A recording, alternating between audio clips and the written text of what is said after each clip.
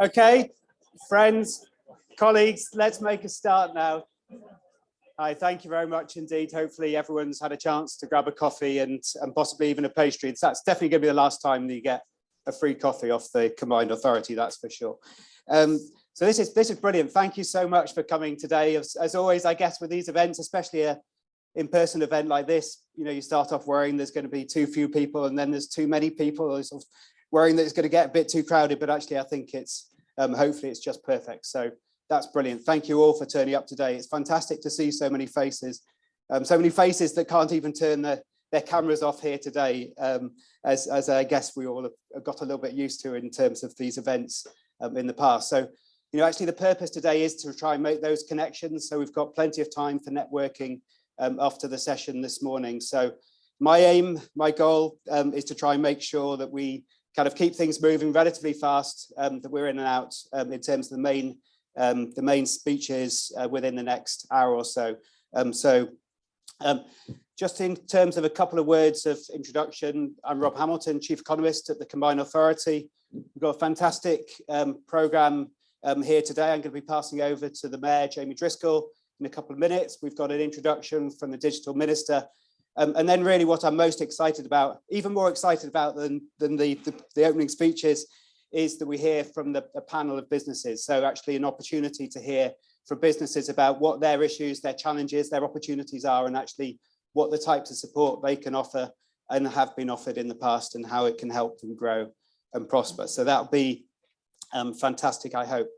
Just before passing over to Jamie, just a couple of words of housekeeping. So I guess there's some technology that you don't want to kind of come into action, and definitely the fire alarm is one of those. So in the unlikely event there is a fire alarm, hopefully everyone knew where they came in today, and that's where you should be heading out. There are also fire exits, I think, just the other side of the curtain. Probably it's not a great introduction to say, I think I know where the fire exit is, but Claire over there is waving and nodding. So I know there's a fire exit there. There's also fire exits at the entrance, obviously, and there's toilets there. There's more toilets upstairs on the second floor as well. So I think that's probably all from me. Can I pass over to Jamie, and he'll officially welcome us here today. Thank you, Jamie.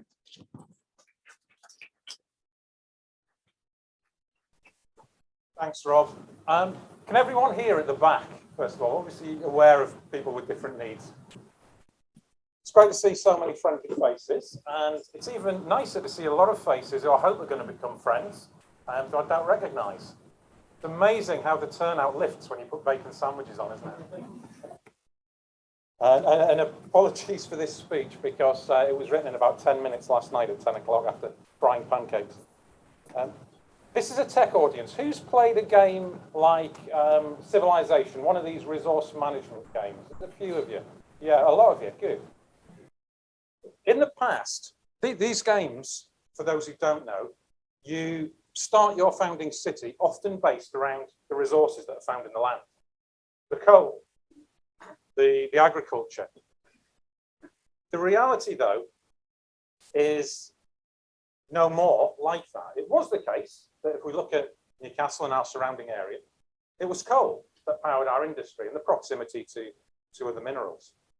These days, yes, there's the physical infrastructure, there's the transport systems, the digital infrastructure. But more than anything else, what determines our prosperity now is our social infrastructure. Certainly. Yeah. So you can definitely hear me now. So what determines it more now is our social infrastructure. And this is very much what the North Tyne Combined Authority is about. We're trying to create that virtuous circle of if people are in good work, they tend to be healthier. Their kids do better at school. Half of our social problems disappear at a stroke.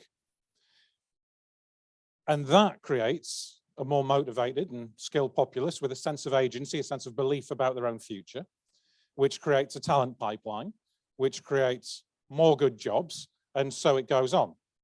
And that's definitely the vision we have. My vision for the Northeast is not levelling up, it's levelling beyond. We're certainly not going to settle for any idea that, you know, once we start bumping up against another part of the country, that's our natural limit. It's not. And that includes a better transport system, a better education system, a very rich culture so that people want to be here. It also, if I can do anything about it, I have very limited powers. I'd like not for house prices to shoot up as well. And it's certainly all going to be based on a green economy. And a key part of that, not everybody's going to be building wind turbines or electric vehicles. A huge part of that is a low impact economy. And there are a few things that are more green than exporting over the internet. Digital exporting is a huge part of the future of our economy. And we have such a good base to start from in the Northeast. Confidence is returning. Our growing tech community, we've got Accenture with now over 1,200 desks in North Tyneside, the largest UK delivery centre. Newcastle Building Society with its bank in the cloud, back office and Cobalt. Tesco Bank on Quorum. HMRC and DWP with our largest digital centres at Long Benton, providing a springboard into that new city centre investment. The NHS BSA, the largest government department headquartered outside of London, 3,000 jobs, handling the whole NHS payroll and 1 billion prescriptions per year. Ubisoft, one of the world's top 3 computer games developers, their largest offices in Haymarket and Gosforth. Scale-ups in hypergrowth, such as Scott Logic, Partnerize, Opencast, Perfect Image, Tharsis, EPAM. Investors back in homegrown firms, such as NBS, with money from Big Factor, wow, that's difficult to spell, selling 300 million euros. And our inward investments, like Verisure, Explore, Monster Labs, ThoughtWorks, Arctic Wolf, version 1, hundreds of high quality jobs each. The university with £300 million investment here in partnership with Newcastle City Council. And Northumbria University, trailblazing with International Centre for Connected Construction in the built environment software. Offshore innovators like Transmission Dynamics, breaking ground for their new nearly £5 million factory in Cramlington. BBC Digital investing in Newcastle, jobs up the road. Some of you might have heard of a company called Sage, the world's 3rd largest supplier of ERP software, the UK's 2nd largest tech company, based right here in the north of Tyne. Together, they're creating opportunities, creating hundreds and hundreds of really good sustainable jobs. But continued success requires a continued supply of talent. The North of Tyne, £10 million digital growth and innovation programme. And bear in mind, the North of Tyne has a budget of £20 million a year. For us to be putting £10 million into this shows how important this is for us. But beyond that, there's another £2.5 million in terms of adult education budget and digital skills. They're from entry level to level 2. 2,400 people trained now, including Microsoft certified system developers like me. I haven't been on our AEB. It's going back 20 years when I was a Microsoft certified systems developer. My main role in software development now is when my kids say, "Dad, can you mod this game, please, to make it easier?" We're also developing an essential digital skills program. We have our skills boot camps bids into the Department for Education on an introduction to programming, digital marketing, augmented reality and emerging technology. Everyone likes ET. IT solutions, cybersecurity, a bespoke skills boot camp, which is developing coding, exploring computer science fundamentals for software development, and understanding the software development lifecycle. And IT software engineering to support the digital infrastructure across our region. And that's a high-level bootcamp model designed to engage graduates who've completed computer science degrees and to retain this talent in the north of Tyne. And all the work we're doing in schools with STEM to create that fertile ground in kids' imaginations to want to move into these sorts of careers. So our program has 6, let's call it 6 panels. There's a whole range of other things beyond this, but we haven't got that much time. Number 1, digital inward investment, led by our partners with NGI to support the attraction of inward investors to the north of Tyne, operating in the digital sector. Now, the program originally aimed to create 150 jobs in the digital sector. I think we've passed that by really quite a long, long way. Digital business pipeline with the Northeast Business Innovation Centre. And that's programmed to create 380 new jobs through support to 265 enterprises, strengthening, again, the pipeline of new digital and tech startups and acceleration support for those who are growing. Digital cluster development led by the Innovation Super Network, and that program is to create 182 new jobs, supporting 170 firms through delivery innovation. And there's some fantastic examples in that I hope we can check out our website. There's some brilliant stuff on there.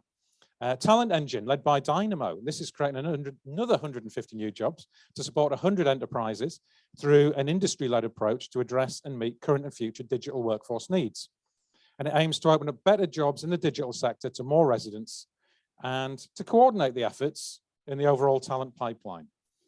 We work with the National Innovation Centre for Data, almost just a stone's throw behind us, and that's to support 220 organisations to unlock their data, upskill our employees, deliver high performance from the data-enabled productivity gains. And that leads to revenue growth and better services and products. And digital pathfinders, which is both basic and advanced digital adoption, and this is with the Digital Catapult Northeast, and that's to support organisations to become more successful and resilient by adopting digital technology. It connects people with their digital providers, funding opportunities and support networks. Now, there's a lot of jobs in there, and we've way exceeded that in many, many cases. This really is a success story for the Northeast. Now, I've told you a lot about us, but really it's up to you. My job is not to tell you how to do your job.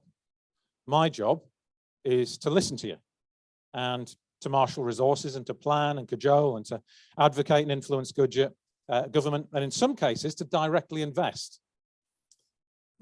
And we're continuing this work even after this with a roundtable where I'm going to hear from more of you, because what we really want to do is make sure we've got that tech pipeline, that talent pipeline for the tech industry, because this is making a difference already, and I want to keep it going.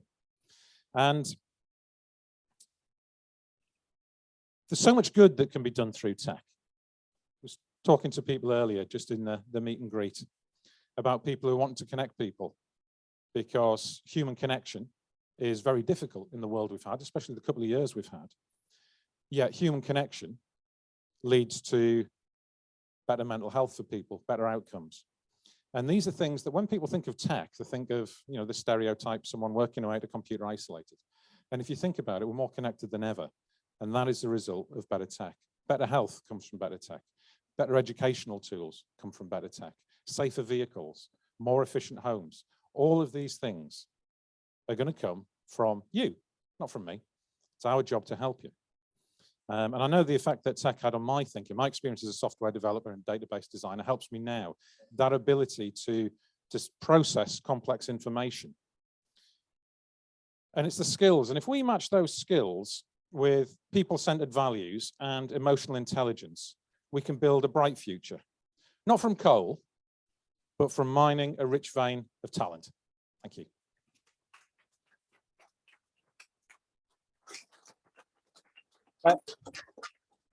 Thank you very much indeed, Jamie, for both sort of setting out the big picture, the vision for the combined authority, our role in terms of listening. It was interesting that Jamie didn't mention about listening to his officials and officers. So obviously, kind of part of the purpose today is to make sure that those messages from businesses don't get filtered through, you know, people like me, but actually it's that opportunity to directly connect with our politicians and leaders. So thank you very much indeed. And we're going to hear from the digital minister now as well, who I'm sure will provide the national perspective. It'll be interesting to see if he also uses that expression, levelling beyond, which I like. Thank you. Good morning. My name is Chris Philp, Minister for Technology and the Digital Economy, and it is my pleasure to speak with you today. I'm sorry I can't come along in person, but I will be visiting, I hope, the north of Tyne and meeting as many of you as possible in the coming months. The digital economy is the future of jobs, the future of growth, the future of productivity, and is clearly of ever-growing geopolitical significance.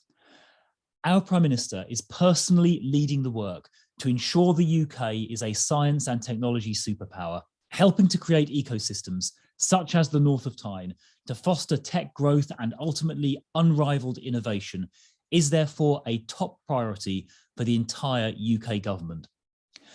As we know, the UK is one of the greatest countries in the world, but not everyone here shares in our success. Talent is everywhere, but opportunity is not. And where people live sometimes unfairly affects their chances of getting on in life. Earlier this month, you will have seen the government publish its Levelling Up white paper. It is one of our missions to transform the UK by spreading opportunity and prosperity more equally across the country.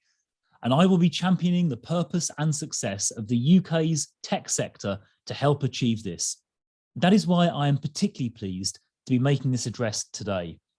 The partnerships you have made between the North of Tyne Combined Authority, Sunderland Software City, Digital Catapult, Newcastle Gateshead, Dynamo and Invest Newcastle and others are a fundamental part of the region's success and should be a model that's considered by others across the country. The great progress you have made with the NTCA digital programme is a prime example and testament of this success, evidenced by the GVA of the region's digital sector growing at a faster rate, 4 times faster than the overall regional economy. This growth in the tech sector not only benefits our collective economy, but also people's livelihoods. Throughout the pandemic, your work has helped 3,000 residents to be more digitally included, supporting the government's priority to expand digital skills across the country. And by securing commitments such as the co-location of the UK Defence, Science and Technology Laboratory's new National Innovation Centre for Data to Newcastle, you're creating more than 1,000 new jobs over the next 5 years. The future really does look bright for this region. Last year, I was proud to launch DCMS's Regional Digital Ecosystems Report, which provided an evidence base for identifying how regions across the UK can develop their strengths and level up even further. That analysis suggested that the North East has the potential to grow by at least £460 million in annual GVA by 2025 and to create an additional 13,800 jobs. I've got no doubt with the original hard work and collaboration of the NCTA and its partners, this potential will be realised. That is exactly why DCMS is supporting the NCTA with digital infrastructure investment, and we recently announced further investment from the Digital Connectivity Accelerators competition to drive further digital innovation and connectivity in the area. Every part of the UK has the potential to become a hub for tech innovation.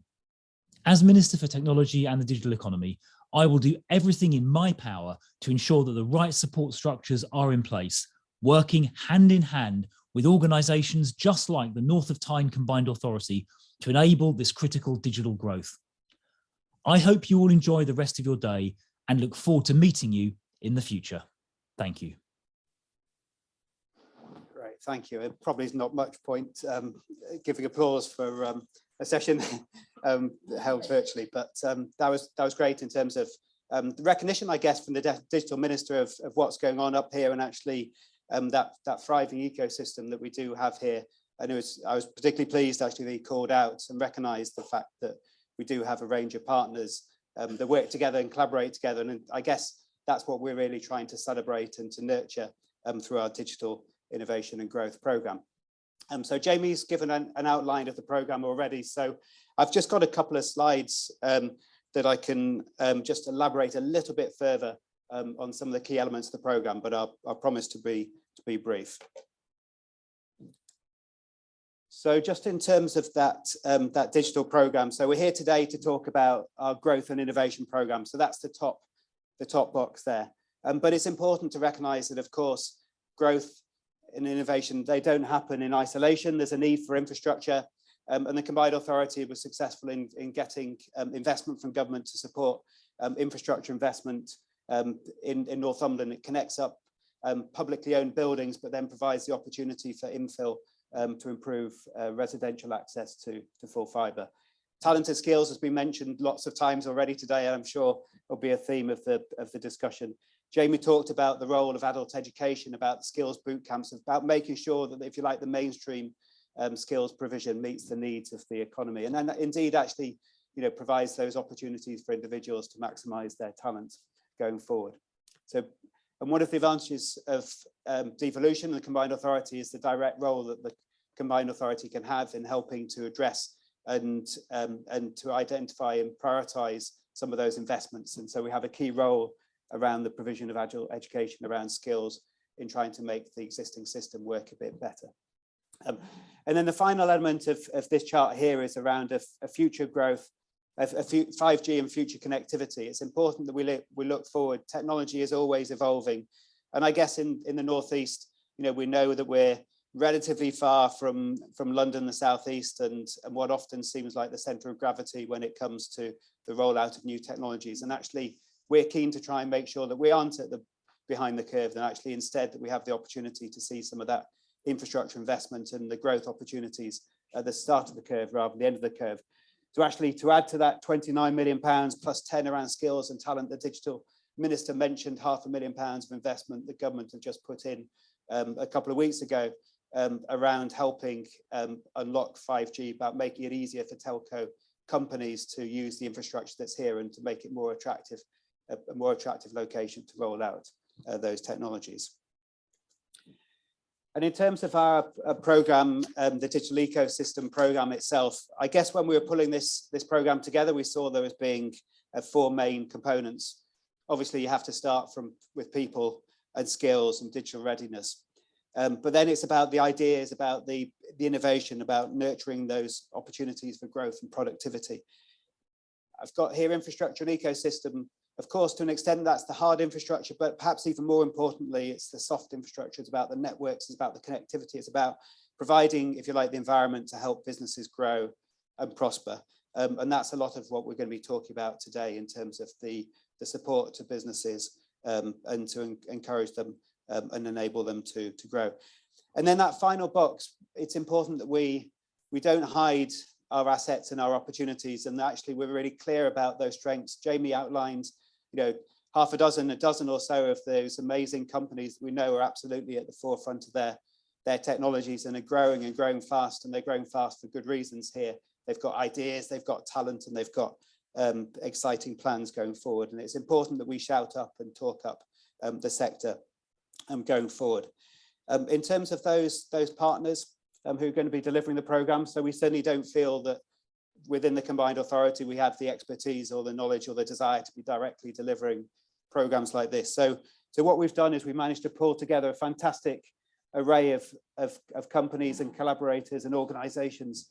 And so actually it will mean that businesses are supported by leaders and experts within their fields.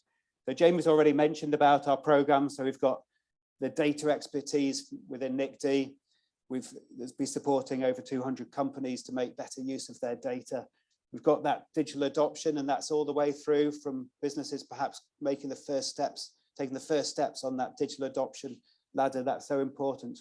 But all the way through to advanced technologies and making sure that businesses find it as easy as possible and are encouraged and supported to take those steps that will be necessary for them to become nationally and internationally competitive. Inward investment, we're hearing in a few minutes from one of the leading inward investors that's come into the city, into the area recently. And then in terms of cluster development and the business pipeline, so this is about making sure that there is support for existing companies, but also that we encourage new companies and startups and acceleration as well. And we do everything we can to support that ecosystem. We know that in the region, in the city, we've been very lucky in having a very active ecosystem for some time. And from the combined authorities point of view, we're delighted to be able to play a part in supporting that role. And then finally, and it's definitely not finally, it's really underpinning everything else, is about the importance of talent. And we'll be hearing more today from Talent Engine and about their work to both nurture talent within the region, but actually also to make sure that it's easier for businesses to attract the talent that they need from outside the region and to remain competitive in that global fight for talent.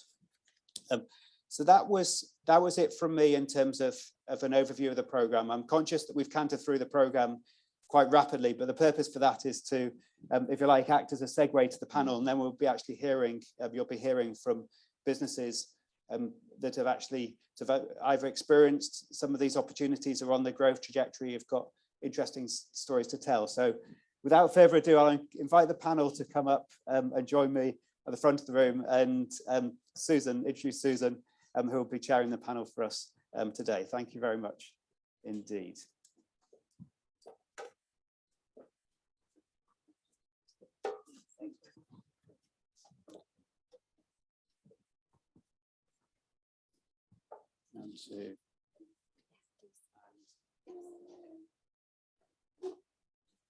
we're short of another seat.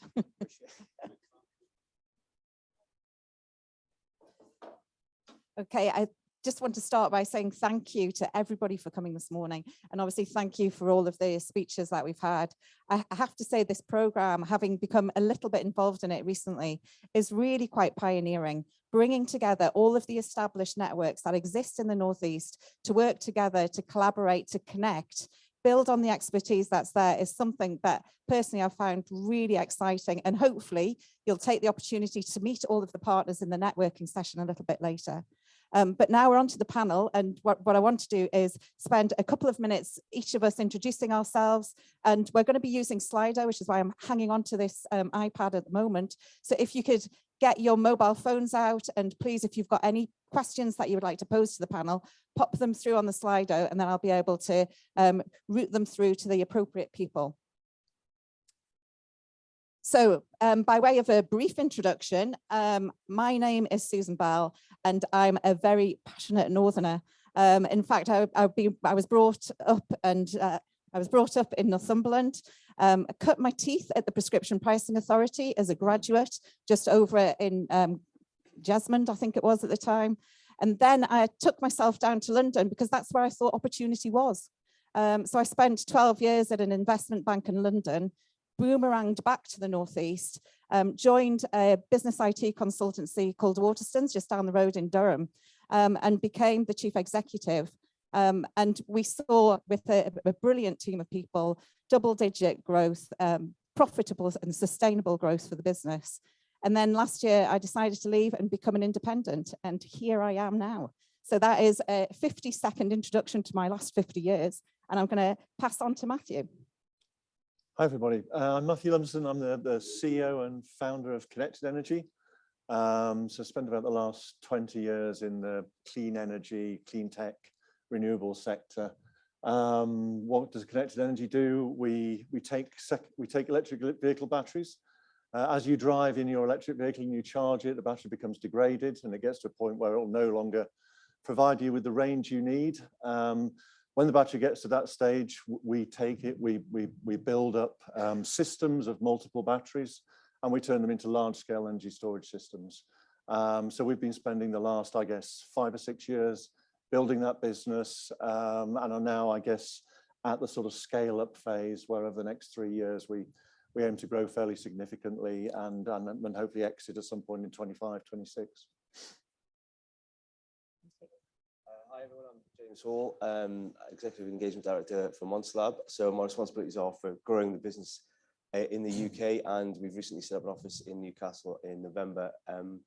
I, like Susan, 20 odd years ago, had to go to London, or felt had to, for business consultancy and IT transformation, as it was called then. I spent my time at IBM and BT, large scale consultancies, and then started specializing with working with local governments, and ended up leading an energy company, French energy company called ENGIE, their Smart Places or Smart Cities program globally. Eventually managed to come back to the Northeast permanently about 5 years ago now, to work with Orange Bus, a digital agency that many of you will know, and helped to grow that business over the 3 years I was there. We had the similar challenges with Monster Lab. We're an experience-led transformation agency. We look at employee and customer experiences of the services that all organizations deliver. And we're really focused on 4 key things, looking at data, strategy, experience, and tech. So for us, it's not just about the technology, it's about the whole experience and how we apply that and deliver that to clients. Sorry. For some reason, I'm the only one who's not mic'd up. I don't know why that is. Later on. Possibly other thing I've just allowed now, I don't know. So I'm Jamie Driscoll, the North of Tyne Mayor. You've heard from me already. So all I will say is that the North of Tyne covers from Tynemouth all the way up to Holtwhistle, all the way up to Berwick. It's huge, and economic growth is very much our remit, but we're doing it in a completely sustainable way, where it's not just about the environmental sustainability, important though that is. There's the economic sustainability. We want businesses that are going to grow and thrive and have a long future, and the social sustainability to make sure that everybody's benefiting from this and we don't end up with more and more people left behind. And so I'll just give a little nod to our good work pledge at the back, We've got a simple process, particularly for smaller businesses who want to sign up for that, because everybody knows that if you look after your people, your organisation does well. And I'll hand over. Lisa? My name's Lisa Cooney. I am the Products and Services Manager of Trend Bible. We're based in Newcastle. How do I explain what we do? We're in the creative sector. We help businesses all across the world to understand what is next for their customers and their consumers. So we forecast 1 to 5 years ahead, and that comes from anything between consumer behaviours and attitudes through to what colours their consumers are going to be putting on walls. Basically, our value is that we are the future of life at home. So anybody who wants to know anything about how you dress a room or how a consumer is going to be sleeping, they come to us to give us those forecasts. We recently, almost a year, May last year, we conceptualized and launched our online digital platform, which is My Trend Bible. It enabled us to get that global direct reach with all of our clients all over. And it's basically an online platform that learns, this is very tech, but it learns the user's behaviors, tracks what it is they do, and then it serves information and insight to them that's relevant to them and their industry. Helga? Yes, hi. My name is Helga. I am originally from Costa Rica. I've been living in the UK for the last 7 years. I believe what we are doing at Leap is disrupting the digital agency world at the minute. And the way that we are doing that is over very smart people on the data team, in engineering team, and also some people who are kind of like digital marketers. So we started with Ignite. So thanks Tristan for that. And so we have outgrown at the minute, and at the minute we are around 50 something people all around the world. And I believe coming back into what you were saying about kind of like having a storytelling, very good storytelling on why Newcastle, I guess, or the Northeast is quite important to get, attract talent to the area. Yeah. Thank you. And Rob? Hi, everyone again. I think you've probably heard enough from me already, so I'll pass straight back to Susan. We've got loads of questions coming in already, so thank you all so much. So I'm going to start with the first one, which has got lots of votes actually and thumbs up, which is, what do you think we need from central government to support our digital ecosystem and make levelling up something more than a nice slogan? So I think we'll put that to the business panel first, and then I'm sure it'll be followed up by the Mayor and Rob. Anybody like to take that one? Speaking question. What do you think we need from central government to support our digital ecosystem and make levelling up something more than a nice slogan? Yeah, I think if I could go first, yes. I think the most important thing, and it's kind of like it's boring because it's every time we say the same thing over and over again, which is transport links. That's it. And the fact that we need to pay 300 or 400 or even 600 pounds to go from Newcastle to London, it's insane. So that's the only thing that I would say that is the topmost priority that we need to do. And it's insane to take a plane and do all the security things and, arriving in 2 hours from King's Cross when, meetings are in King's Cross or near King's Cross, right? So. Couldn't agree more. Any advance on transport links? I think it's also transport in the region as well. Investment in integrated transport. When you go to London, you get on. I was in there yesterday. So easy to tap in, tap out of trains, buses. That integrated transport link around the northeast as well is critical for me. Absolutely. Okay, so I have a slightly different opinion. So I mean, we have found so COVID has saved our business about £10,000 a month in terms of travel. And I used to go down to London all the time, every week, £300 return ticket, and that has just become completely unnecessary. The days have got longer because I'm talking to people in all over the world, so it's hard work. But actually, that requirement for transport has I'm not saying it doesn't exist, but I feel that we are now much more easily adaptable to a global business environment than we were prior to COVID. So, but one of the challenges still is that the gravitas of investors, certain types of support, certain types of industry, you know, that gravity still sits in London and other parts of the country and the world. And I think one thing you really lack is the relationship building. So, you know, I think one of the really important things is to continue to try and attract more bigger, more powerful organizations to our region, so they are actually on our doorstep, and we can build those personal relationships that just cement the relationship and actually make deals happen. I love that. Let's not travel to London. Let's make it happen here. I think I would agree with you actually completely, because we were in exactly the same position because we're a global agency. You know, we're flying to the USA and all over Northern Europe. We're in London a lot. So there were two things really that the pandemic created us to focus our attentions in Newcastle and use all of the digital technology that we could to talk and communicate with all of our clients and our colleagues. It just created much more efficiency. It's created a better workplace, I think. Also in terms of talent, what I would say that we need is more talent in the Northeast, because we're a trend forecasting agency. What we do, it's an industry it's relatively new. It's only about 20 years old. So talent is mainly in London or New York, and getting that talent to the Northeast when we want to employ them and use their skills was impossible. So to bring in talent back to the Northeast, I think the business would be brilliant. Thank you. Rob, anything you'd like to add? Yeah, I guess, I mean, we've talked about physical infrastructure, but also the importance of digital connectivity. And I guess that's one of the most exciting things for me, is really that, you know, instead of London being 2.5 hours away from us on the fastest train, that actually, you know, it's just as easy for us to connect with people digitally as it would be if you were living in Surrey. I guess the one thing that perhaps hasn't come out as strongly as I might have expected is around skills and education. I think that's so important, really, you know, to close the gap and to support people to maximize their opportunities. And there's no reason why, you know, sort of talent should be gravitating, or you know, people in London or other centres are no more talented. It's just we need to make sure we're investing in people from the beginning and supporting them to grow.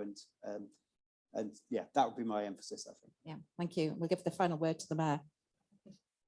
Thanks, Susan. In one word, it's investment. That includes investment in R&D across all sectors. Far too much public investment goes into that golden triangle in Cambridge, Oxford and London. I've had a lot of conversations with ministers about this. We have some pretty strong assets here.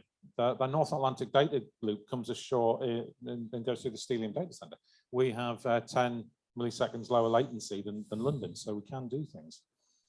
Transport is absolutely key, because the amount of time I spend with trying to get the IRP back on track, opening up the Leamside line so we don't have to just have trains back and forwards from London, so that we can get to Manchester. When I was going to Liverpool the other week, it's only 4 hours, 20 minutes. It's unbelievable. It's only 180 miles away. It's an average speed of 27 miles an hour. It's 2022. I can cycle faster, not for 180 miles, but I can cycle faster than that for a burst. And all of these things, actually, so this is where I'm going to challenge the premise of the question. It's what do we want from central government? We do want that from central government. But what I want is for us to have the power to decide these things for ourselves. So I put forward at the Transport for the North Board that our position should be, can we not have the money allocated to us, and we will decide amongst ourselves in the North our priorities. We want things like land value capture, so that when we're building infrastructure and the land value goes up, we can put the windfall back into building the stuff in the first place. It would stop us waiting 20, 30 years to get things built. We could get it built in 5. And so many other things, including a regional wealth fund, to be able to directly invest, because the VC scene in the Northeast isn't as rich or as supportive as it is in places like London. So these things we need to do. And you said it yourself, Susan, what we want to end is the boomerang, so people don't have to leave here. Yeah. And I think that takes us nicely onto the next question, which is extremely popular here, which is London has realised that we've got so much talent in the Northeast. Now with working from home, they're offering so much more salary to poach our staff. How do we retain our talent? I'm challenged Anyone? with that already. Yeah. We're experiencing exactly that at the moment. Obviously, trend forecasting is the hub, and our competitors are mainly in London and the huge cities around the world. And what we do as a business is we nurture talent from university. So we train them and bring them, all of their skills to the fore, really. And then currently what is happening is they're being poached by London with huge salaries, and they can't say no because they can do everything remotely. So I'm experiencing that current challenge, and I really don't know how we overcome that, because we can't pay the same salaries as some of the London agencies can. I think it's the beauty of the programme that there's obviously a clear focus on talent, and the need to do something differently. So we're wanting to hear from yourselves in terms of the ideas that you've got, what you're doing, what's worked for you. But without a doubt, talent is absolutely top of the agenda. It is the golden thread, as we said before. Businesses need talent, and I don't know whether there's anybody else on the panel that have got ideas in terms of what you're doing. I mean, a different perspective on it is, again, because you can operate as a virtual organisation now, and actually we're trying to find a partner recruiter at the moment, a headhunter. And apparently, you guys are better judge of this than I am, flexibility is equally important to salaries now. So what we can now do is go out and find the best people, whether they're in the region or not. And that enables us to grow, and that enables us to attract more people, and hopefully some of those people will move to the Northeast because they're attracted to the quality of life or whatever, or the growing sector in the Northeast. So I think this whole virtual organisation is really powerful, and it enables us to offer something. The quality of life up here is great.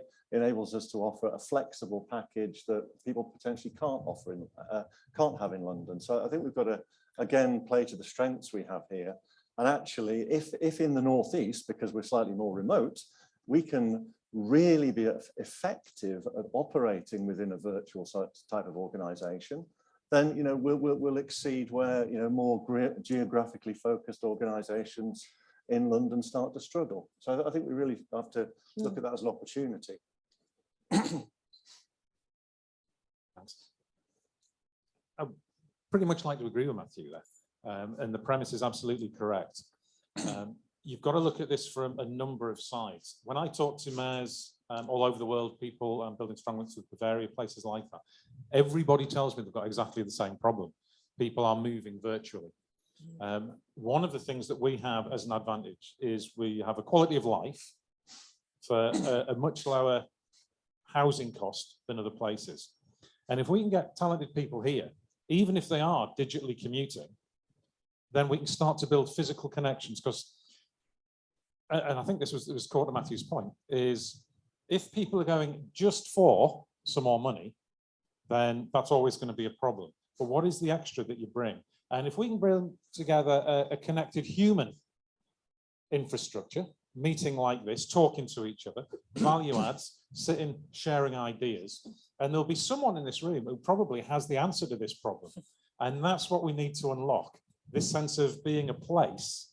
And then people may move here from elsewhere and be digitally commuting. But if they're based here, that's a bigger talent pool in the first. It's much easier to get someone who lives here and is digitally commuting to work for you than it is to get someone who lives in London to work for you. So I think there is something to be done there. I think we face, I guess, a slightly different challenge. We're a global company, we've got 1,300 people. We work across the projects virtually, and all that's fine. But a lot of the talent that we have is feeling a sense of, or a lack of sense of culture when they work remotely. And therefore having centre offices where you can go to and feel a sense of culture. 2 out of the 7 people we've hired recently have joined us because we've got a city centre location, because they were in virtual environments and they didn't feel I had a sense of team. And it's a transient kind of engagement with your employer. You just kind of move on to the next job, next job, next job, until you build that sense of culture. So there are actually benefits of the virtual environment, and there's certain jobs, and it's fantastic for lots of things, but to for people's mental health as well, to have a culture, to have a place to come. I think having that talent attraction in a city centre has been really important. That's why we invested in the city centre offices. And I think if you can build on that, and also from that side of things, we do a lot of experience transformation. Miro boards and all that kind of stuff are lovely, but there's nothing quite like getting in a room with people and, you know, doing a proper face-to-face workshop. And if you have a place for people to come and do that, then I think that's also attraction as well. And I agree with Jamie in terms of making sure that this is a place to come. And I've just talked about the transport links, making sure it's attractive for people to come and live and work. And then we'll have that ability to build the talent around that as well. If I may add, I believe that this is an interesting question, because I believe this is 80% company's responsibility, 20% outside. Why? Because at the end of the day, an employee will leave if management might be not good, or maybe salary and so on. Now, if as you were saying about quality of life is quite important, say for instance, 2 years ago, before the pandemic, I needed to go to Indonesia, and the quality of air in there was so bad that I started getting ill, right? And then it was the time that when I came back, that my asthma got started better, but it was only on that time. So it is this kind of like things, and I believe society is changing into what is important. Perhaps 30 years ago, these things were actually like not important. It was more important for you to be working in New York or London or so on, rather than really I can be from my house to the office in 15 minutes on an Uber, which is great, instead of like an hour just sitting back and forth. So I believe like as a human being, we are prioritizing things different right now, without then being 80% on the company, because at the end of the day, if you have a manager or a boss who actually doesn't listen to you, is way more important. And in this specific question, I don't think we should put like all the responsibility in the government. Is more about, well, how can you do as a company, even like, wellness days, right? That you can provide as a company. Okay, thank you. Rob, is there anything you would like to add? Or I think it's been answered really well, actually. It's, you know, about individual companies, but it's also, I guess it's as Jamie and Matthew said, about, you know, recognizing the opportunities. So we, you know, witnessed the Great Resignation sort of back end of last year, so 10% of people nationally handing in their notices. It was about half that level here in the Northeast. So, you know, that's not to belittle the, you know, the challenge. 5% of your workforce turning over in such a short space of time creates massive challenges, but actually, you know, there are opportunities in terms of the access to talent elsewhere within the country and worldwide that, you know, we need to try and tap into as well. okay, thank you. So the next highly voted question is around a bit of a provocative question, I think. Is it fair to give grants to big companies that come to open offices in the north of Tyne and then hoover up talent that small local firms have developed over years? Maybe I should pose that one to you first, James. I think it's directed at you. I don't know whose talent we've hoovered up. I think the investment, obviously, the attraction of big companies, and we're not a huge company, we're 1,200-1,300 people, but it was we were only 30 people in the UK, so we're not huge. We've got a lot of our delivery centres elsewhere. For the investment, for me, the more companies that join and get involved in the Northeast, the more it's going to attract other companies and startups, and the ability to grow the sector as well. Because one of the key things I always find with talent, we'll go back to the talent question. Spoken to one of the guys who lives in our London office. He did a degree in Newcastle and lived here for 3 or 4 years. Then decided to go to London. He's from Madrid. Came to Newcastle to do his degree and went off to London because he felt there wasn't a career path for him in the Northeast. So having the attraction of large companies into the region, you know, without the investments that we looked at, we were, you know, the Sheffield, Manchester, Liverpool, Glasgow, Edinburgh were all on the cards for us in terms of that. Obviously, there's digital sectors in all of those, and the investment really helped the decision to move it to Newcastle. So I think the competition for talent is going to increase, but we need to address that rather than stopping larger companies coming into the region. I'd welcome more investment from larger companies in the region to help build that whole digital sector. and then try and get the talent on the supply side as well. Yes, I think building a critical mass of employers in the region, and then that helps the whole ecosystem flourish. Matthew, any thoughts on this? So I think to be successful, you've got to operate in a competitive global landscape. You know, there's no point in operating in a subsidized environment in any way. So, you know, if great organizations are more moving to the region, you've got to create a model which could compete for the talent. I mean, I went through a period in one of my previous businesses where two things we had to deal with. One was we took a load of new graduates on, and they worked with us for 2 or 3 years. You know, we took really good ones on. They worked with us for 2 or 3 years. And the natural thing for them to do at that point in their career was to move on to a larger, an Arab or whatever. So you just have to build that into your business model, and some of them come back. So that's great. We also went through a period where we were doing a lot of consulting, getting planning consents for onshore wind farms. And, you know, there was this massive boom, and 3 of the big consultancies, national consultancies, set up offices in the Northeast, swiped our entire senior consenting team. But you know, what happened? Well, the people on the level bit below all rose to the occasion and did fantastically well. And I'm welling up a little bit because they did so well. So you know, I think if you're building a good business, then you should be able to deal with that. And I think, you know, something we're doing at the moment is, you know, we're on very early on our data-driven digital journey, I suppose. And you know, we've got somebody who's on the Ignite program working for us part-time while she's developing her own business. So that's great from our point of view. You know, we get some extra expertise in our business, and anybody who's interested in this model, give me a shout. And she's able to fund the development of her business at the same time. It's a sort of 50-50 part-time relationship. So I just think you have to, you know, you have to be aware of the macro environment, but at the same time, you have to be flexible to try and capitalize on the dynamics of that. Thank you. Anybody else like to comment on this one? It's got to be massively frustrating if you're running a business, you're struggling for talent, and then people move on. I don't think that's particularly restricted to any one sector. And if you look at the history here, then we've got massive digital companies that I ran through in my speech. So this is a problem, I think, pretty much everywhere. And the answer to it is very much on the supply side.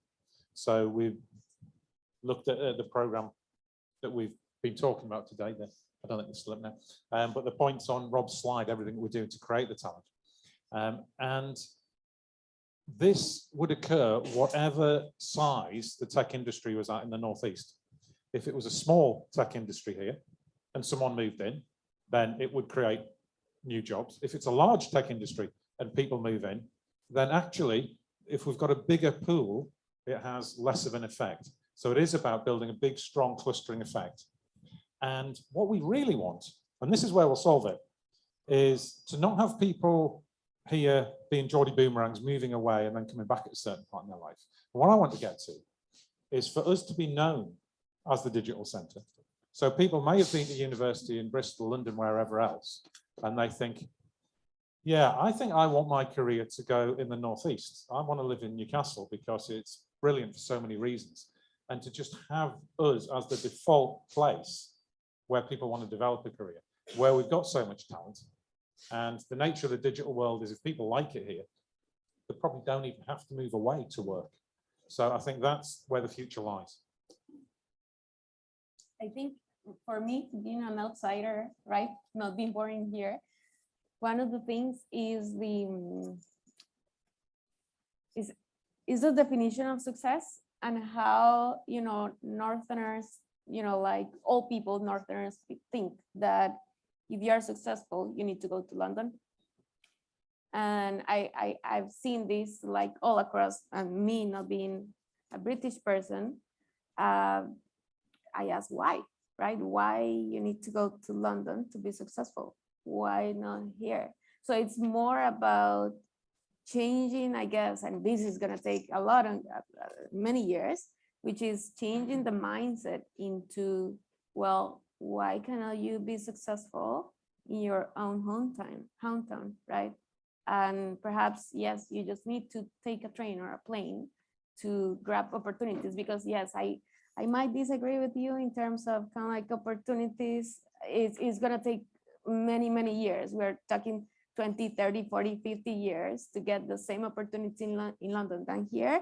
But in the meantime, then what can we do, I guess, as a society, right? And changing at least the mindset, right? That success can also be Newcastle. I would hope we can do it in less than 50 years, but yes, I'm going to be greedy here and ask a question, Helga. Why did you choose the Northeast? If coming from Costa Rica, why the Northeast in particular?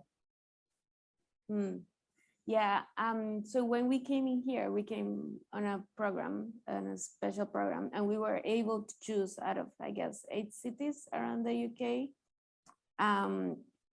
And one of the reasons that we chose in here was the low cost living. Number 2, the proximity to universities. And then that London was not, 1 hour drive, but it was also like, well, that it was far enough for you to sometimes say no to things.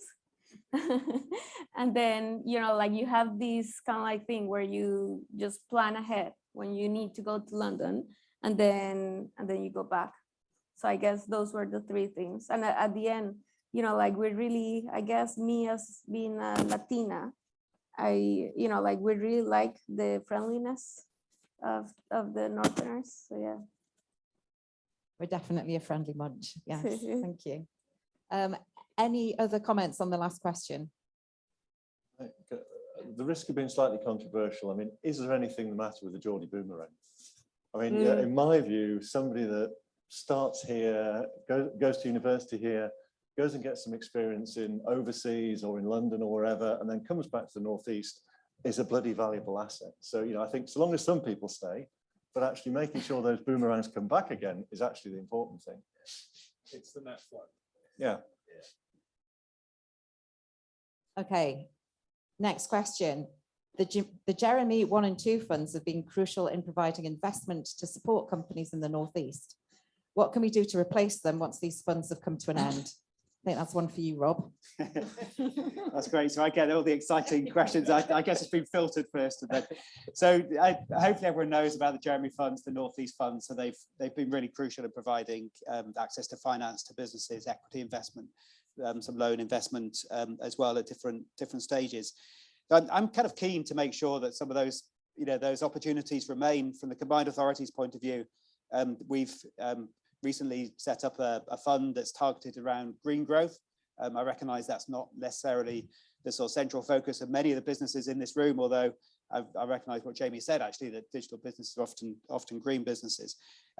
We're actually also about to launch another fund around equity investment targeting areas that we feel aren't actually currently being served as well as they could be by the Northeast Fund.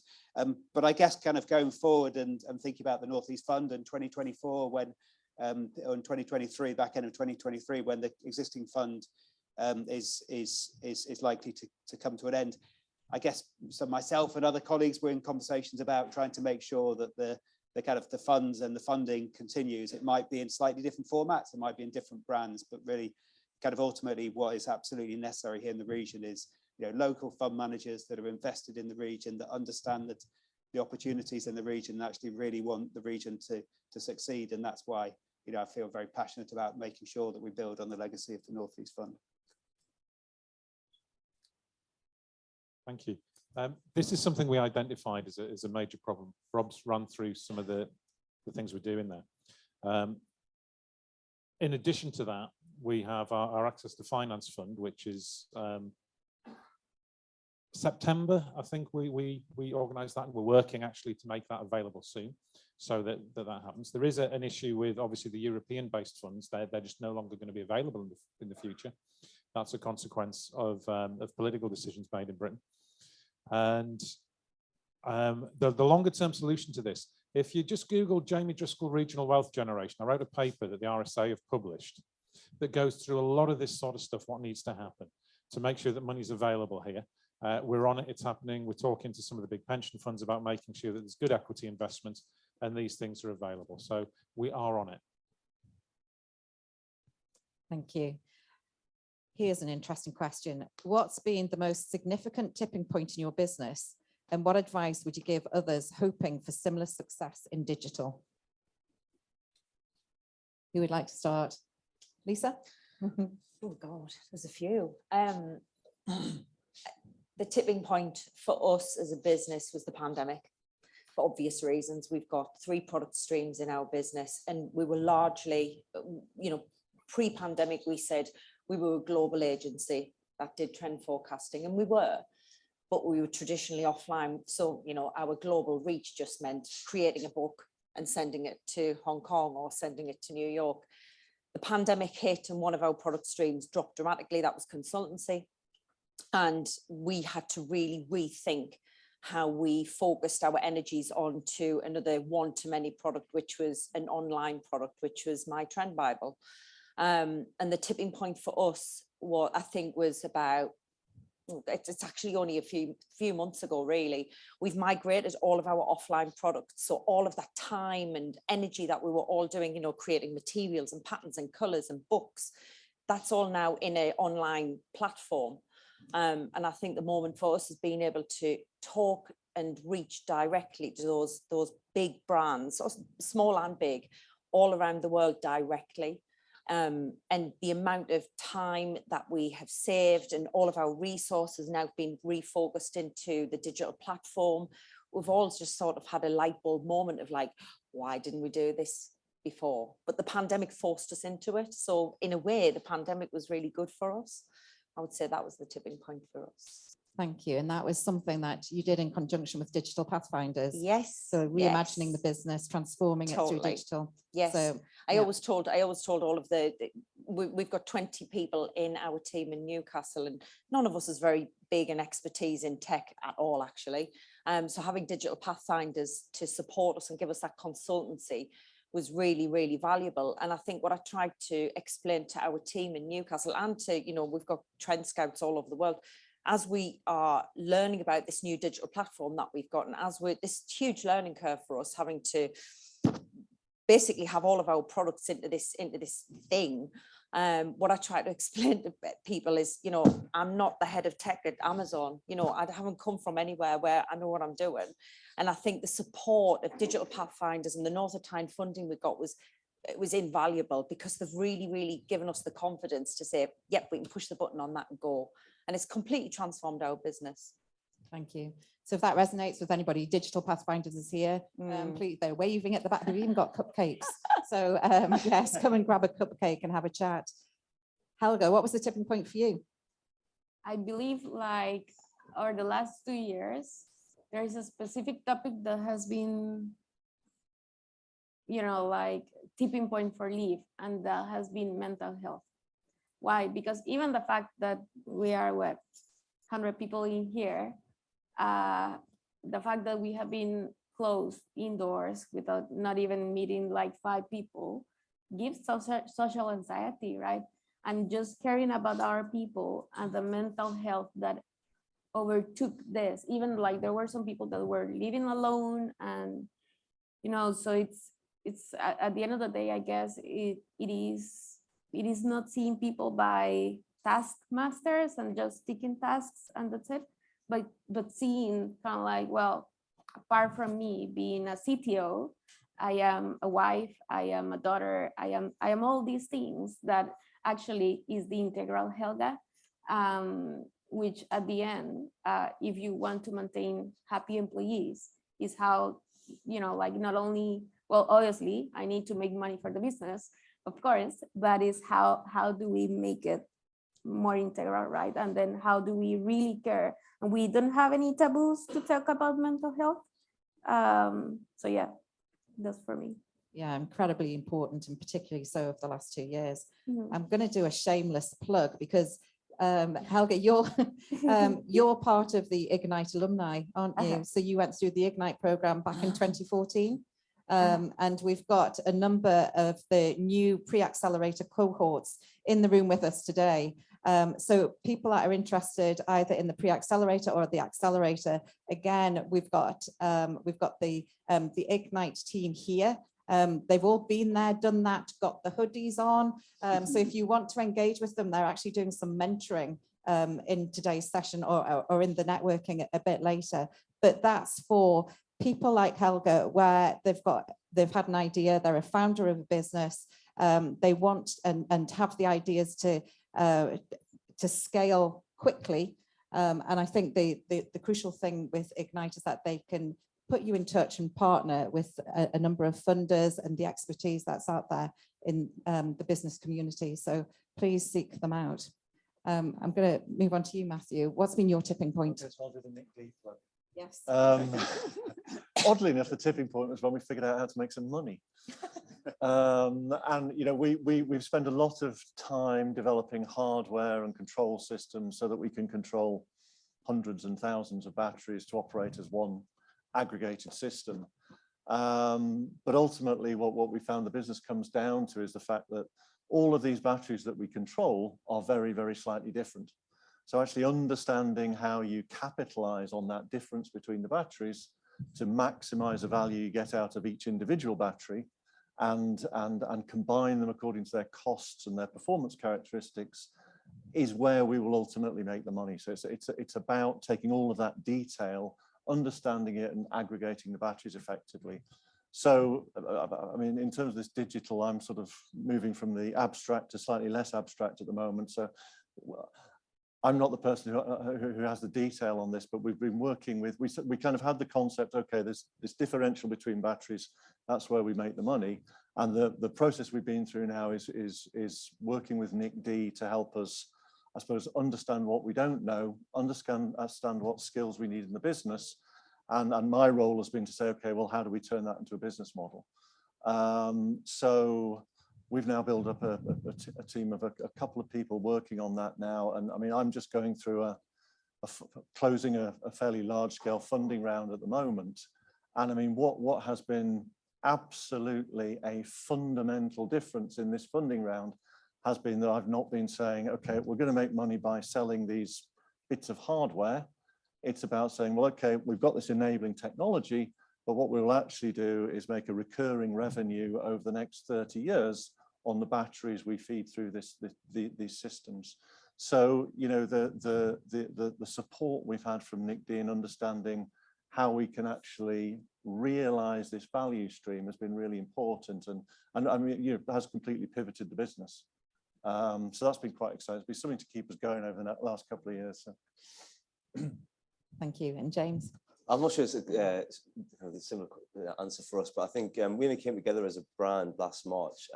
There was 3 disparate businesses in Asia Pacific, Europe and America. And I think that's really changed our outlook and access to the talent globally. And again, talking about this talent pool and just the experiences that we can have with an international talent pool and how we can, you know, use them on UK projects and everything else. And I think that's going to be really important for us. And going forward, we have now got a more global story to tell. And that'll start in a couple of weeks when we go to MIPIM. We're launching a smart place, excuse me, a global smart places proposition. We've got people from the UAE, from the States, all flying in to MIPIM to launch around that. So that's where we're kind of changing. And I think from a talent perspective, what that enables us to do is we think we can make an impact externally. We're big enough to make an impact externally, but also we're small enough for people to make an impact on our business. It's still in a growth mindset and for people to come in and do that. So that's where I think we are at the minute. And I've kind of blended this question with another question that was on the list, which was around what support have you received.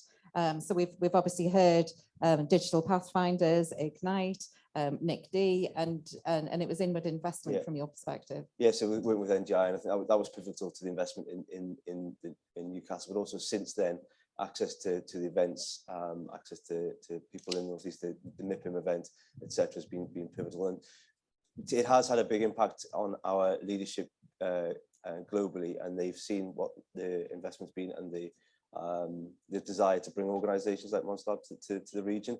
And I think that will really help in any future investments we make as well. We've got a lot of plans for digital delivery centres. We have them in Eastern Europe at the minute.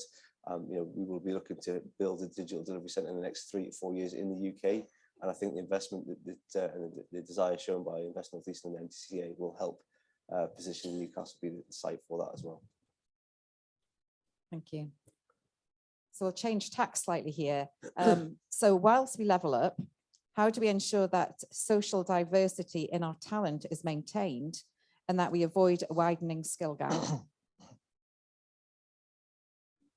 That's a big hot topic on our agenda at Trent Bible. It's something that we are trying to weave into our values. Over, we've got a 5-year vision that we have for the business, which obviously includes growth, global, but diversity is a huge thing, because I think diversity, we all know this, but you have to have a diverse workforce, otherwise you don't have those alternative views and dynamics and challenges and debate, and we currently have that challenge. And what we reach out globally to try and employ a big diverse workforce, but it's really, really tricky.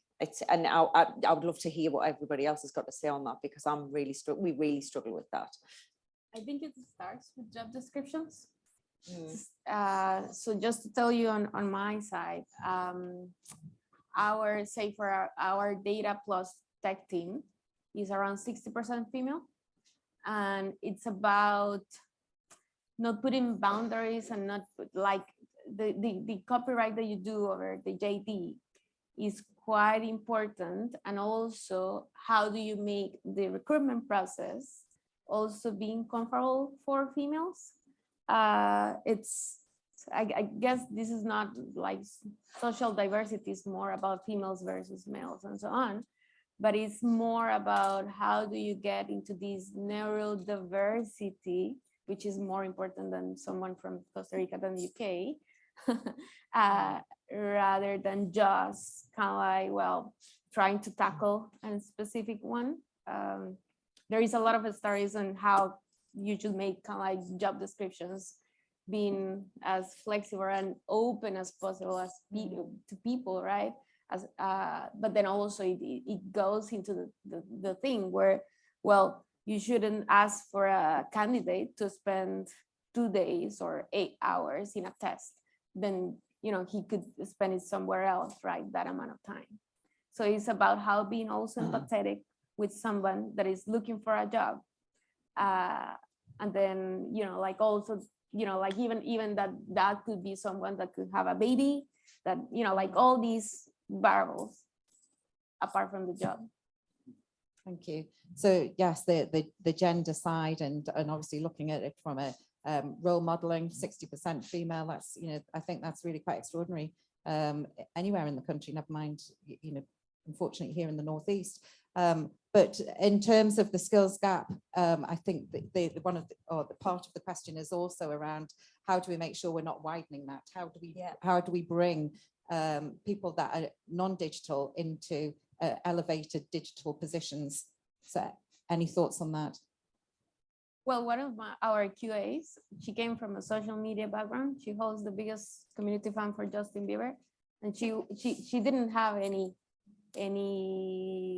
technical background per se, and we took it to ourselves.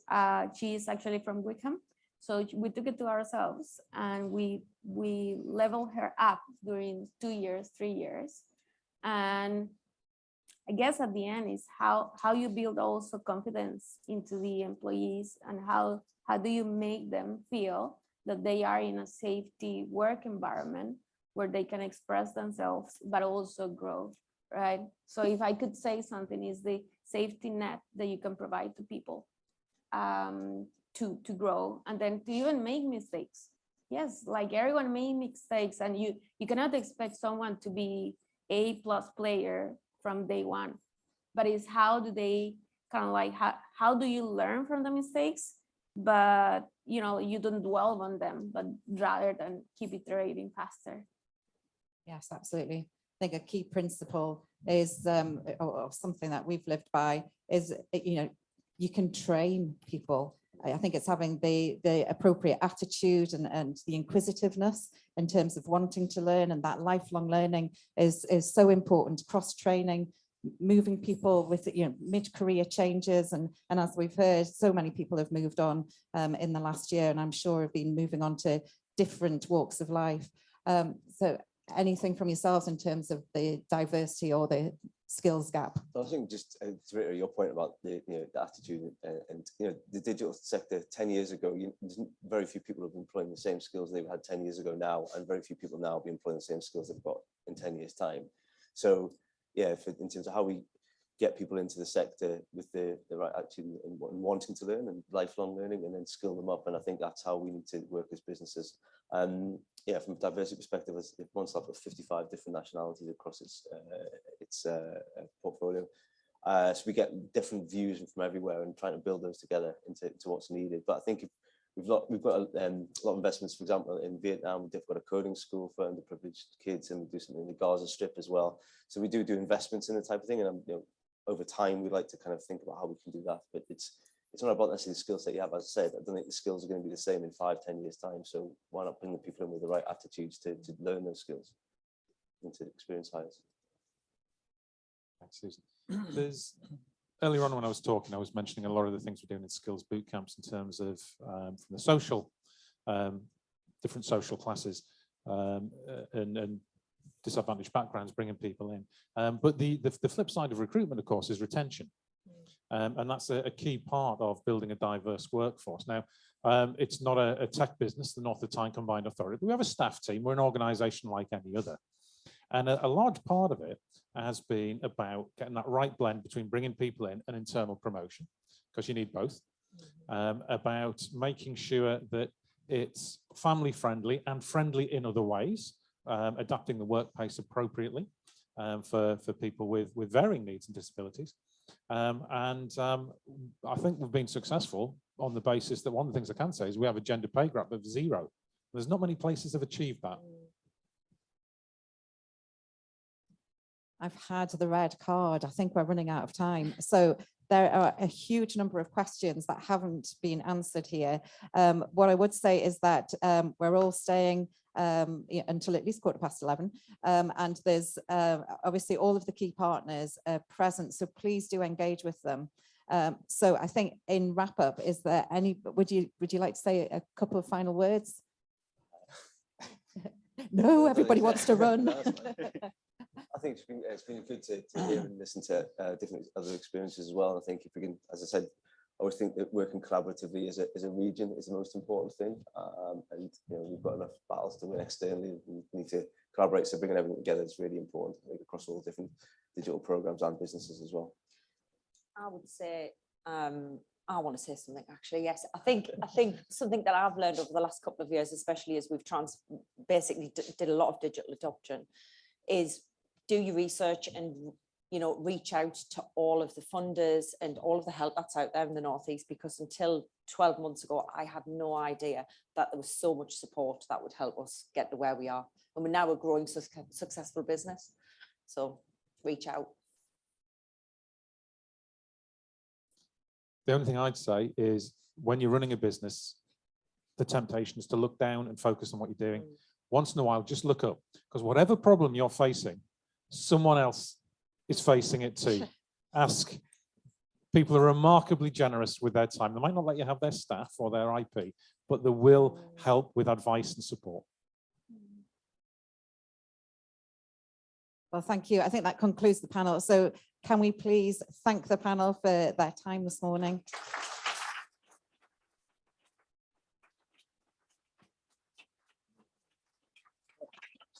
I'm just going to hand back to Rob, who's got a few closing remarks and a couple of updates. That's great. Well, thank you very much indeed, Susan, and thank you very much indeed to the panel, to Helga, to Lisa, to Jamie, Matthew, and to James. It's been a brilliant event. It's been great to see so many people here today. We've heard lots of interesting things. I don't necessarily want to do a long summary of a summary, but we've talked about the importance of investment, that the world's in transition, global competition, the personal factors and the personal stories, and that was really moving to hear some of those issues and the importance of collaboration. Just in terms of kind of next steps, and so for the Combined Authority, clearly these programs are all live. We're really encouraging. We want to generate as much noise as possible about that. There's an opportunity for all of you to speak to the main programs, the they're kind of situated largely at the back of the room. And so we've got, I think, another 45 minutes or so before we get kicked out. So I encourage people to try and recharge their coffee mugs if that's possible, and to stay and to speak. I think there are some opportunities to speak to the Ignite crew as well, who are pretty visible, although I hadn't actually spotted any of the jumpers. So thank you, Susan, for spotting and reminding us of that. So I guess that's pretty much it for me. I know that some people will be carrying on to a digital round table. I think we'll sort of reconvene about 11:15 or so here, and then move over to the Lumen building next door. But just, I'd like to thank you all for coming today. It's been a really stimulating event. Thank you again to the panel and to Jamie, but thank you most of all to everyone here. Thank you.